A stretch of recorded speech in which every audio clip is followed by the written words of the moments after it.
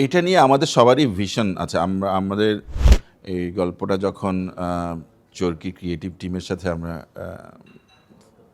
মানে build up করি, তখন থেকে একটা ভিশন ছিল যে একটা গ্লোবাল স্ট্যান্ডার্ড কিছু একটা স্পাই ইউনিভার্স ক্রিয়েট করা আমাদের কিন্তু ম্যাসিভ স্কেলে কাজ করার যেটা আমাদের যে লিমিটেশন আছে আমাদের ওটিটি ইন্ডাস্ট্রির, আমাদের পুরো ইন্ডাস্ট্রি, সেই জায়গা থেকে একটা সীমাবদ্ধতা তো আছেই। কিন্তু তবুও যতখানি স্ট্রেচ করা সম্ভব আমরা কিন্তু ততখানি স্ট্রেচ করেছি in terms of production design, casting, story and budget, সব দিক থেকে যতখানি এই সময়ের বাস্তবতা যতখানি স্ট্রেচ করা সম্ভব। অ্যাকচুয়ালি আমি এই সবচেয়ে হাইয়েস্ট স্ট্রেচ করেছি আমরা এই সময়ের বাস্তবতায়।